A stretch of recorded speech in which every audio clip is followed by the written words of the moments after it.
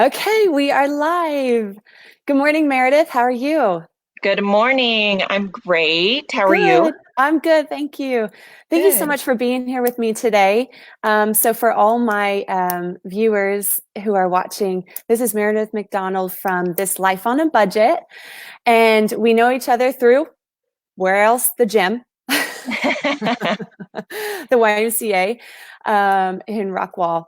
But you and your husband are involved in the Dave Ramsey Financial Peace University program. And on Instagram, you guys have a big following. And I love your passion for helping others live a life that is full of peace and freedom and wellness, not just physical, mental, emotional, but financial as well, because it's kind of all related. It is. So that's my brief intro. I want to hear from you though. What's your Okay. background? What you specifically do? Okay. Well, good morning, everybody. I am a mom of three. I have three little girls. They are two, going to be three next week, 5 and 8. I am married to the man I met in college, who is also the driving force behind the lifestyle that we have chose. Mm-hmm. We took Financial Peace University almost 12 years ago as a premarital counseling. And Mm. so that's where we got our foundation and were introduced to this lifestyle. And so we loved it. And we decided that through our local church back where we used to live, that we wanted to be a part of this group. We wanted to be a Mm-hmm. part of this movement, if you want to call it that. Mm-hmm. And so we started hosting the Financial Peace University class at our church back home.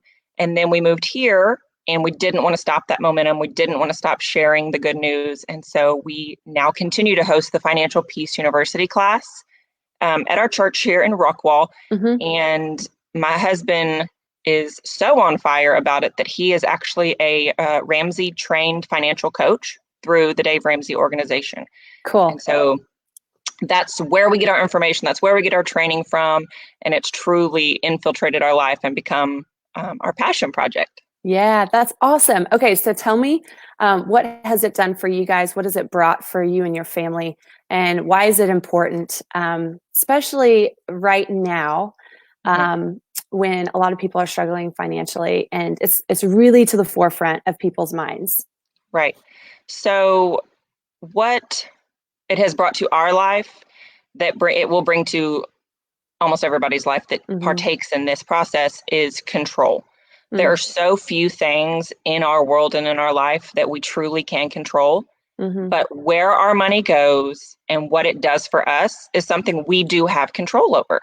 True. However, when you are in debt and you have car payments, you have student loans, maybe you have Mm-hmm. credit card debt, the list could go on. Mm-hmm. They have control of your money because you owe them every month. Mm-hmm. So getting rid of that obligation gives you control of your money back. So then you determine how you want to spend it, where you want to spend it, where you want to give it.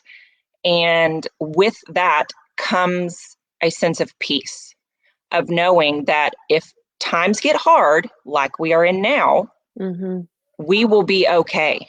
No one is coming after my money. No one is coming after my belongings. If my husband or my spouse's pay gets cut or the job gets lost, we will be okay. Because at the Mm-hmm. end of the day, we know where our money is, we know where it's going, and we have chosen wisely where to put it. Mm. That sense of control, that sense of peace is Mm-hmm. what you get out of it. And that's the most important part of this. And unfortunately, sometimes you have to experience something earth shattering, possibly like this pandemic has been for some people, to make you realize, whoa, I'm not in control of my money. And Yeah. so I'm hopeful that through this pandemic, people have realized how important financial wellness is. True. And so let's bridge the gap between financial wellness and that piece in that area of your life, and physical wellness, emotional, mental wellness. How have you experienced that personally? How do you see it through other people? Because I feel like it's a bit all connected. It is, it is. And this is actually a great topic to intertwine together because most Mm, people, when you talk about money, they see it as it's singular. It only affects the financial part of my life. But what we have experienced, and which is one of the greatest benefits of this entire process, is that the time, the energy, the effort, the intentionality, all of the aspects that you use to get your finances in order infiltrates every other part of your life. So then you realize, I have the power, I have the control. So if I want change in a different area of my life, I can use those same tools to do it. So then you look at your marriage, you look at your faith walk, you look at your parenting, you look at your fitness, you look at your overall health, and you are reminded that I have control, and I can take that same time, energy, effort, and intention and apply it to every other avenue of your life. And then you look up one day and you're just like, I'm so happy. Our life is so well-rounded. It's not perfect, but it's very well-rounded in all aspects. And it all comes together because the tools that you use to get fit are the same tools that you can use to become financially well or emotionally stable in your marriage, or stronger in your parenting, stronger in your faith walk. It all is connected, and people tend to overlook that part. That's so true. And I love that you pointed that out because honestly, for me and what I do, I'm so focused on physical training and how that relates to mental training. You can train your mind just as you train your body, but what you're saying is you can bring that same discipline into your finances, really every area of your life, to really experience full, true transformation and change. Yeah, and that's the benefit of it all. Yeah. It's more than just about money. It's the transformation. True.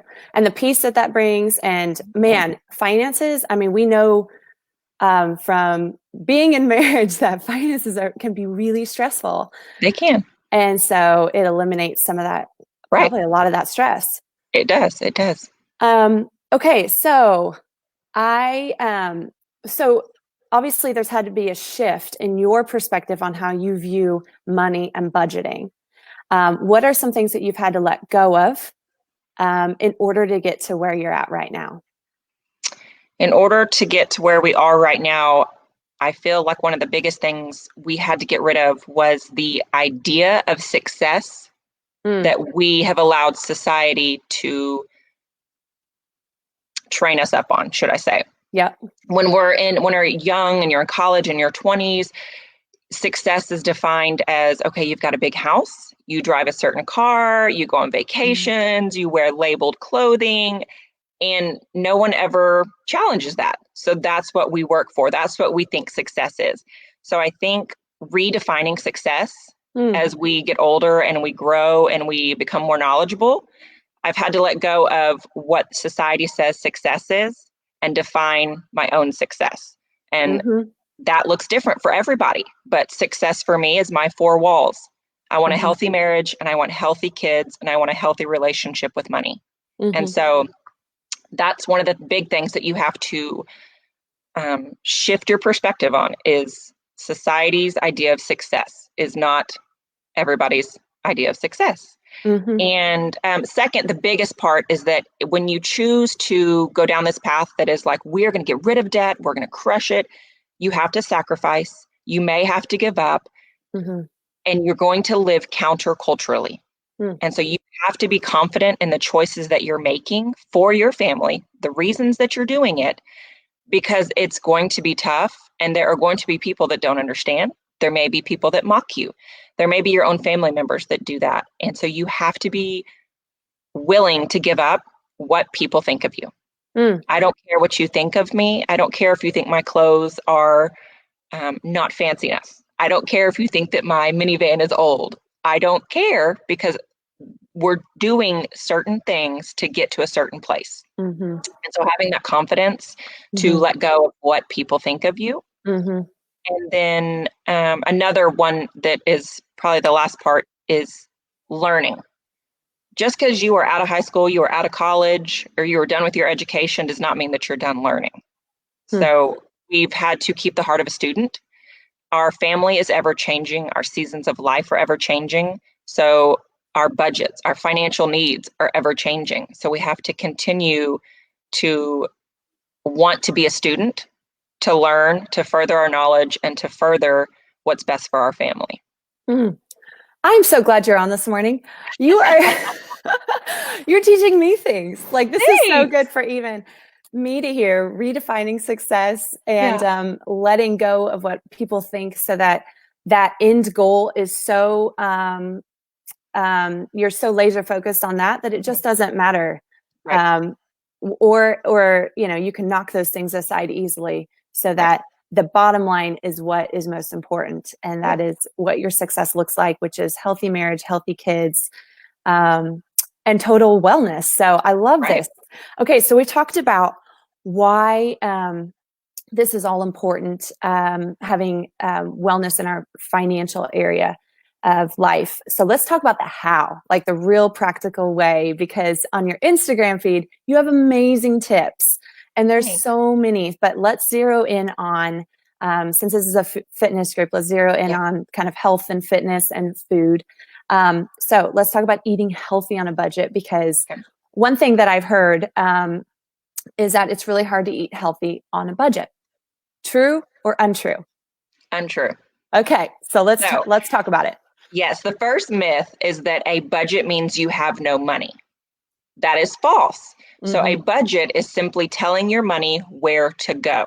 Okay. So if you prioritize a healthy lifestyle and healthy eating, you simply need to give that area of your life the money that it needs. But I understand what people say when they say that. But here are some ways I guess you could combat that, so to speak. Yeah. When you start working out or you're trying to change your lifestyle and be healthier, one of the biggest ways to eat healthier on a budget is to look at your portion sizes. So reducing your portion sizes and reducing your snacking ultimately helps your grocery bill, ultimately helps your budget. Also, buying items that are seasonal, so fruits and vegetables that are seasonal, and then also evaluating if it's more cost effective, but with the same nutrient value, to do fresh versus frozen on fruits and vegetables, depending how you're going to use it. Sure. It just may be more cost effective to buy it frozen versus fresh. And sure. And then smaller meals, like at dinner time. Dinner time is our biggest meal of the day, but we have simplified our dinner and said, okay, we're going to do a meat and a side, and that's it. And that helps with the portion reduction, but also if it's not enough for the kids, toss a roll in there, give them a piece of bread, do something, or a side salad if your husband needs more food, something like that. But keeping the dinner portion simple to where if you needed to add one or two smaller things to it, it allows you to eat healthier and maintain within your grocery budget. Sure. Okay, so let's talk about meal planning. I will confess, I'm not a very good meal planner. So show me your ways. Show me your ways. Yes. Meal planning I love it. I'm probably slightly nerdy about it, but I think that falls in line with the budgeting too. We're completely passionate and completely nerds about it.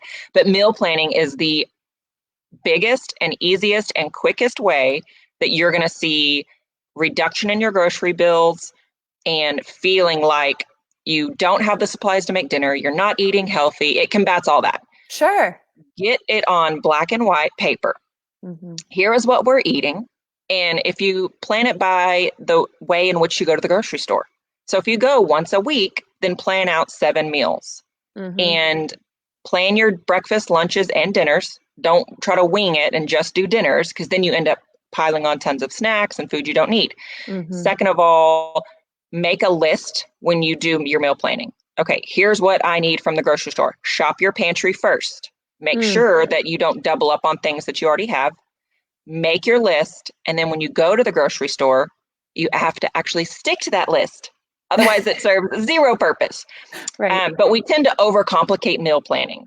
And so it's really far easier than you think. I think we work it up in our head that it's some big puzzle and jigsaw, and there's no way we can get it all together.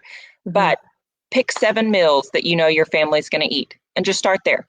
And if it works, try those 7 meals again until you get this routine.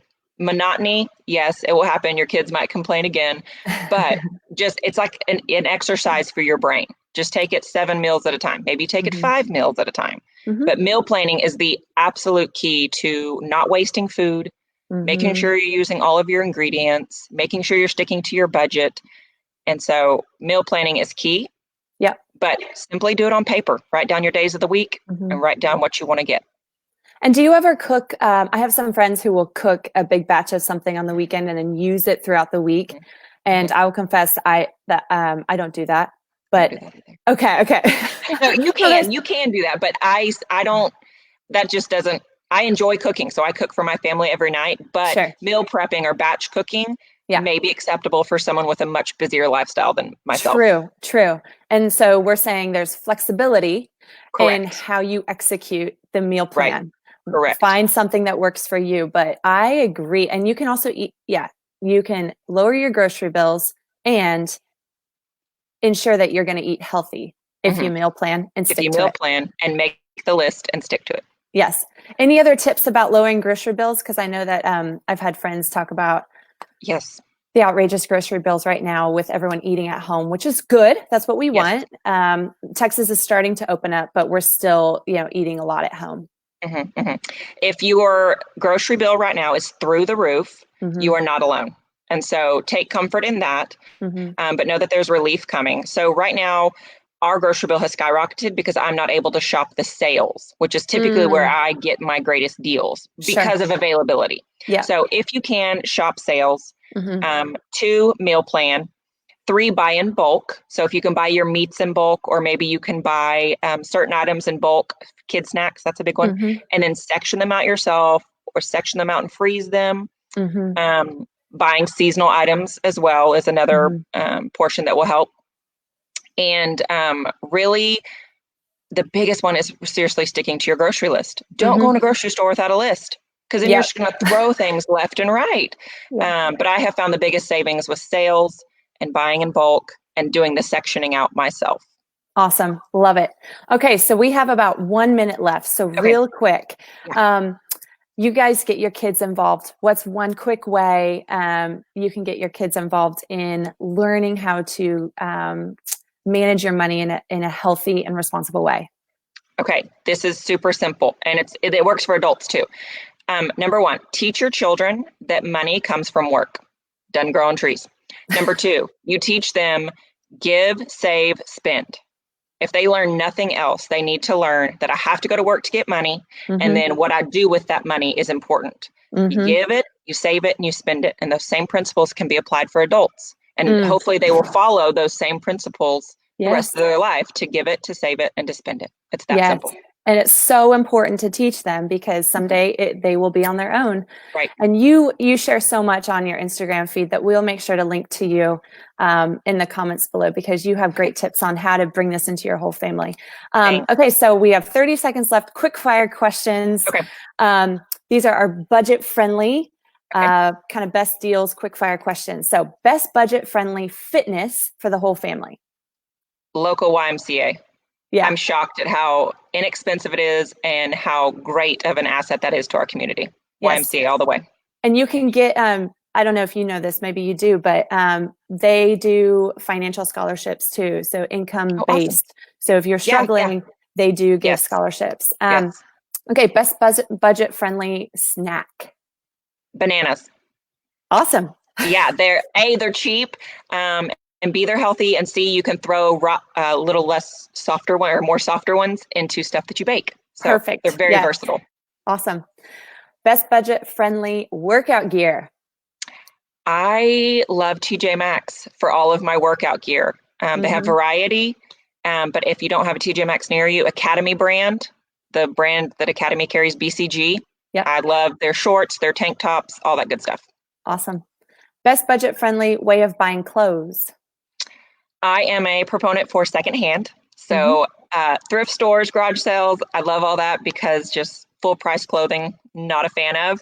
But if you don't want to do secondhand, which I totally understand, I have found that clearance, I don't ever pay full price for anything.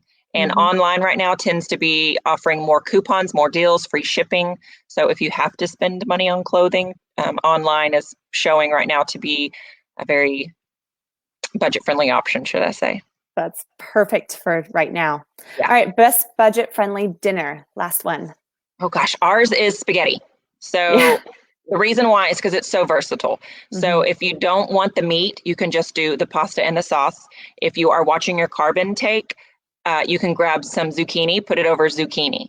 Mhm. And so you can stretch it with the tomato sauce so it can go further. It's versatile and you can make it as cheap as you want if you don't want meat added to it. We love spaghetti too in our house. Yeah. Okay, one word that comes to mind the moment you guys got completely debt-free. Two, actually. Can I do two? Okay, yes, yes. One is peace, which we talked about earlier, and two is Mhm. excitement of Mm, this is a new phase of life for us. I love that. Oh, thank you so much for coming on, Meredith. Yeah, thanks for having me. This was so beneficial for me and hopefully for the viewers as well, especially given what we're all going through. Yeah, So thank you for joining me today. you're And welcome. for those of you who are headed to the workout, it is head over to my private workout group. It's workout number 14, Les Mills Grit Strength, 30 minutes of HIIT strength workout. You get super sweaty in 30 minutes and it's over and done. We will link to Meredith's Instagram page in the comments below. If you have any questions, let us know. But otherwise, thank you so much. You're welcome. Thanks for having me. Everybody have a good day. Thanks. See ya.